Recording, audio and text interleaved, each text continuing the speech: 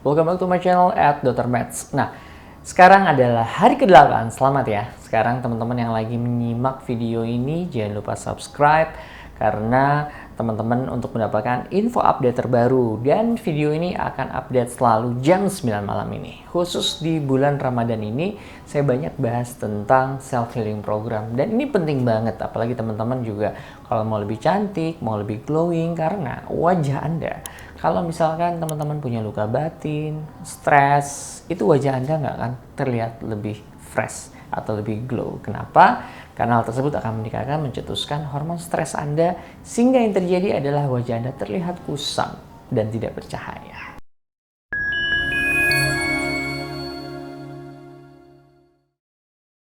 Oke, lanjut lagi ya.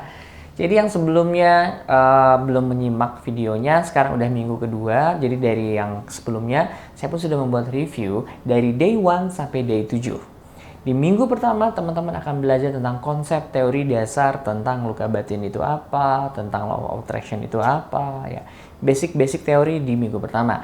Nah, dimulai minggu kedua ini adalah tentang fondasi terapi. Kita akan mulai membangun kebiasaan dan terapi yang teman-teman bisa terapkan untuk bisa melakukan self healing program di rumah Anda sendiri. Nah, jadi dan di hari ini, di video ini saya akan bahas tentang fondasi terapi. Yang akan saya bahas itu adalah tentang bagaimana sih prinsip dasar terapi yang saya pakai di sini dengan menggunakan teknik yang memang selama ini selalu saya pakai. Itu adalah teknik afirmasi, nafas, dan EFT atau Emotional Freedom Technique.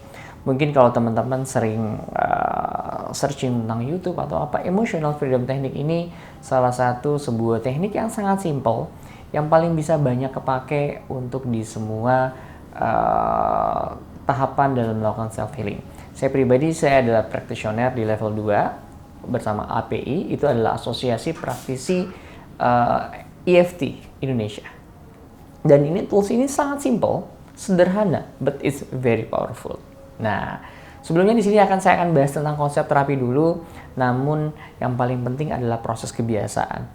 Jadi perubahan itu terjadi pada saat itu sudah menjadi sebuah kebiasaan. Ada sebuah quotes yang paling sering saya pakai dan memang masih selalu terngiang-ngiang sampai sekarang adalah seperti ini.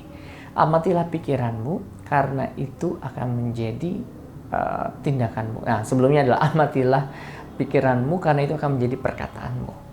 Amatilah perkataanmu karena itu akan menjadi tindakanmu. Amatilah tindakanmu karena itu akan menjadi kebiasaanmu. Amatilah kebiasaanmu karena itu akan menjadi nasibmu. Maka pertama kali ketika kita mau mengubah nasib adalah mulai dari mindset. Itulah kenapa di minggu yang pertama saya banyak bahas tentang mindset, konsep luka batin, dan pikiran sadar dan pikiran bawah sadar yang terpenting. Ya. Dan di minggu kedua ini saya akan banyak fokus kepada bahwa salah satu faktor yang bisa mengubah nasib kita adalah kebiasaan. Dan kebiasaan itu dimulai dari yang namanya mindset. Kebiasaan inilah yang akan mempengaruhi seluruh dalam kehidupan Anda. Pada saat Anda memiliki sebuah kebiasaan yang buruk, maka nasib Anda akan buruk. Ya, contoh, pada saat Anda memiliki kebiasaan orang kaya, maka uang akan mudah dekat kepada Anda. Takdirnya menjadi orang kaya. Pada saat Anda menjadi orang dengan kebiasaan berbahagia, easy going, open minded, maka hidup Anda pun pasti akan terbawa seperti itu. Pada saat Anda ingin mengubah hidup Anda, yang pertama kali Anda ubah adalah kebiasaan Anda. Jadi dok, apa yang harus dilakukan? Jadi ada 3 kebiasaan yang bisa Anda lakukan.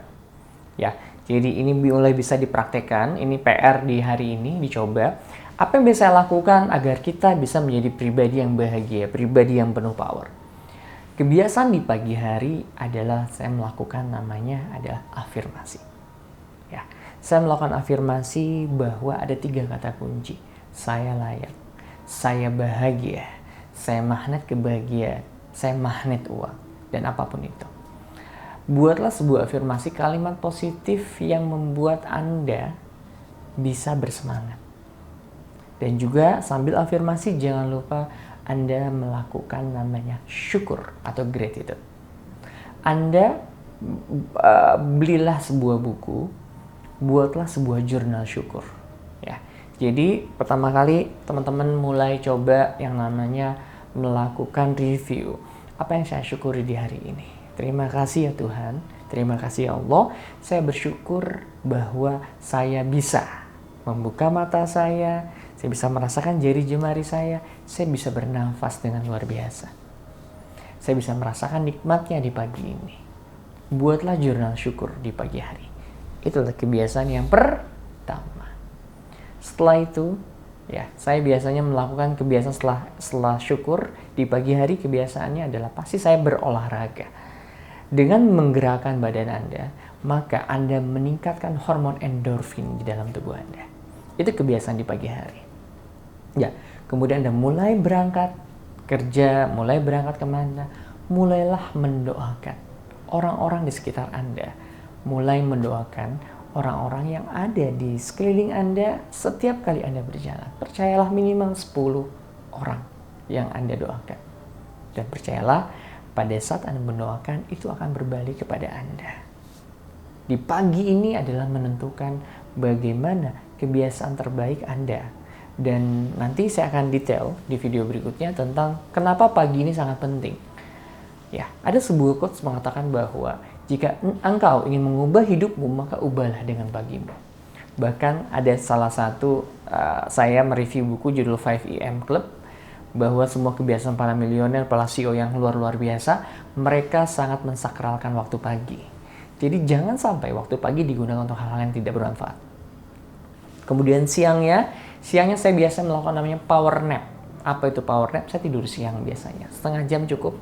Pada saat tidur siang tersebut, saya biasanya melakukan proses terapi cleansing.